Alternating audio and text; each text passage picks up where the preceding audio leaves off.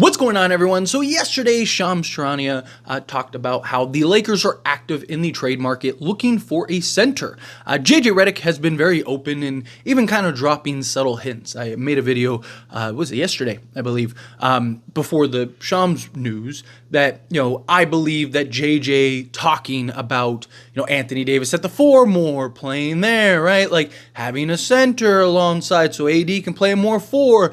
You've heard Anthony Davis talk about how, not saying that he doesn't want to play the center spot. He's just saying, I don't want to play it 40 minutes a game, right? Like, can I get some balance here? Can I get some opportunities, kind of take some of the weight off, so to speak, at the 4 spot? And I just think that, you keep hearing like JJ talking about, centers and Anthony Davis and all that. And he's even came out and said in previous interviews and stuff that, like, yeah, they could use a bulkier center. They were asked about it during the press conference, in which JJ had some fun with the reporter. Even later said, I knew what they were talking about. I just wanted to kind of keep things spicy. And Rob Pelinka has talked about how he's aware of it. But the problem is the market, right? I love that the Lakers are active in trying to find a center. I like that the Lakers understand that they need a center. They've been looking for a center for like 3 years now. So it's kind of like, can we just finally get somebody? But the well is not very full of centers, right? You have Wendell Carter Jr., who just ended up signing a new extension, so he's completely off the table this season. Could you maybe trade for him later on down the road? Sure, but right now, you need a center now. You don't want to wait another year, and let's say he ever becomes available, right? But he also was never really available. Right? Like, Orlando was fielding calls. Orlando was taking, listening to offers, because you do your due diligence, right? You don't want to just be like, no, click and hang up, unless it's like Victor Wembanyama or somebody like that. You're listening to, basically everybody. But then beyond that, Giannis Valanciunas is probably the most likely, but you're not going to be able to get him till December 15th. He's not available till then. And then it's like, at that point, I'm not saying you don't get a center, but I'm saying at that point, have you kind of figured stuff out? How is Jackson Hayes performing? I don't believe Jackson Hayes, at least currently, is your primary backup center. I think as a third center, he's perfect. Right? Guy come in, give you high energy, give you constant effort, floor running big man, gives you a different look than what you get from Anthony Davis, and most likely one of these more sizable centers, right? It's just, but he's not that guy that you want slotted alongside Anthony Davis, that you want banging with the big boys, that you want, as your primary backup. You'd prefer to go get that sizable center somewhere. Now, perfect world, you get Walker Kessler, because I just think Walker Kessler gives you the size, true 7-footer, gives you playmaking out of the post, gives you a little floor spreading. He is still a project. He definitely still needs work, but he's young, and he's a guy that go get you a double-double now. One of the better rim protectors, right? Like, you look at his ability to impact the game now, and then also be a guy that can impact long-term and be your long-term center, right? But you're not giving up 2 firsts for Walker Kessler. However, they do have a protected first from the Lakers, so maybe you could lift protections and then give a first, and, maybe throw in a second or something, and boom, maybe get the deal done that way. And he's so cheap, you could still go make other moves. Look, I've been a big advocate for go get Walker Kessler and then go get Zach LaVine, and I think the Lakers can win a championship. But we'll see. We'll see how it all plays out. We'll see what the Lakers ultimately end up going with Walker Kessler, if they kind of push for that. Danny Ainge is also on record saying that the Lakers picks are the best picks on the market, and he was the guy that facilitated the Russell Westbrook trade because he wanted any type of Laker picks. So hopefully that is something that he still values and he still wants, and if he's trying to move Walker Kessler. One thing about Walker Kessler, I don't want to turn this into a Walker Kessler video. I'll probably do some deep dives into like actual centers. Let me know down in the comments if you want that. But a lot of people I see with Walker Kessler are like, yeah, but he's not your star. Like, he couldn't even start in Utah. Like, why is he starting here? And I was like, well, 1, you got to look at the circumstances in Utah. 2, you're not asking him to be your starter. You're not asking him to be a guy coming in and give you 20 and 15 every night. No, you're looking for him to come in, slot alongside Anthony Davis, still be able to protect the rim. You're looking for him to be your backup. You're looking for him to play that backup role. right? Eventually, you're hoping that he can move in the starting center position and be your center of the future. But for right now, you're looking for him to come and have an impact. And who's better with the assets that it would cost, right? You're next up, you're looking at like Mitchell Robinson. He's missing the calendar year. We just got reports about that he's done until next year, not like next season, like I'm talking 2025, right? So he's not going to be back till January or later. And Robert Williams, he just got hurt with a thumb injury. So the two like big guys that you'd want, both of them are off the table. They make no sense as far as a trade goes. And then, okay, you could go like a Clint Capella.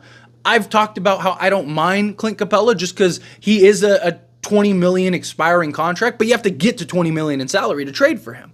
Now, to me, I look at him as kind of break less in case of emergency, right? Like if things aren't, like if you're not able to find that center, or Lakers are kind of struggling and it's like, man, we could maybe let's just get off with some salary and then kind of clear the deck. LeBron can opt out and we can free up a bunch of money to really kind of go all in. Then yeah, I like the idea of Clint Capella because talking, especially if you can keep D'Lo, right? You'd have D'Lo's $18.5 million coming off. You'd have Clint Capella's $20+ million coming off. You have basically $40 million falling off the books with those two guys. You have like Jackson Hayes, Christian Wood, as well as Cam Reddish, and then LeBron. I mean, he could take a vet minimum if he wanted to. Not going to do that, but could he take $20 million less to go get a Kyrie or a Steph trade or something like that? Yeah, I mean, he was willing to do that for Klay Thompson and DeMar DeRozan and even Valanciunas. You don't think he would do that to go get a big time premier guy or like build a real champ? Like, oh wow, Lakers are a championship team again. Like, of course he would. But it's finding those pieces, finding that balance. I'd like a Nick Richards. However, Nick Richards has been starting for the Hornets, so it's like, are they really going to trade their starting center? And you just kind of go down the list. And it's like, who? Now, there's always that guy that could become available. There's always that guy that, maybe down the road, like, month 2 from now, you get a team that thought they were going to be good and aren't, or you get a team that, doesn't want to be good and are, right? And they're like, no, we don't want this, and they're willing to kind of unload guys. I mean, that's a possibility, but you got to make the right move at the center position. There's just not this huge plethora of centers. You're either taking a project, you're taking a guy that you're hoping can kind of turn things around, or you're taking a bad contract or an injury guy, right? It's just, I would love like a, like a Nick Claxton or something like that, or a Jared Allen or something, but I don't see those guys becoming available. And we don't need another long, lengthy center. We need a physical center. So we need a very specific center, right? Because get one of these random guys that become available and it's like, oh yeah, that'd be great, but that we might as well keep Christian Coloco or Jackson Hayes and just have them run, because it's just like that guy, is 7 feet, but he's 230, right? We need somebody that's like 7 feet. We need like an Ivaka Zubac to become available, right? We need something like that where he becomes available. We could go and pull off a deal or a trade in that regard. But, look, the Lakers, I like that the Lakers are at least being active. I like that the Lakers are at least putting it out there, right? Like, hey, we really need a center. We're looking for a center. We're trying to trade for a center, right? Like, call us with your centers. It's just finding the right center, finding the right piece or the right assets that you have to give up, because you still need to maintain flexibility for other trades, other moves. And now you give up all your assets for a center, right? Now you can't make any other moves, because Lakers need more than just a center, right? They definitely need a center. And unless you're getting like, a prime time center, if you were to get like a Jared Allen or something like that, then sure, right? If you could get like a bit like, oh wow, this guy can really raise the ceiling, then sure. But I just don't see any of those guys becoming available. Chances are we're not going to get anything till December, and then it'll be Jonas Valanciunas, which I don't mind. I like Valanciunas. I think he can make an impact. I think he can play a role in this team, and in a backup role. I think he's perfect. Stretch the floor, make plays out of the post, right? Score around the rim. I like the idea of Valanciunas. I just, I'd like a little more long-term approach, but also Valanciunas is probably going to be one of the cheapest, right? You're probably not trading 2 firsts for Valanciunas, or even a first. You're probably looking at like a couple seconds to go get Valanciunas, something like that. But anyway, as always, this is a discussion, and I pass the question on to you. Let me know your thoughts and opinions down in the comments below. What do you think? How do you feel? What are your thoughts? Do you like the idea of the Lakers actively looking for a center and they're working hard to try to get a center deal done? Is there any center that comes to mind that you want?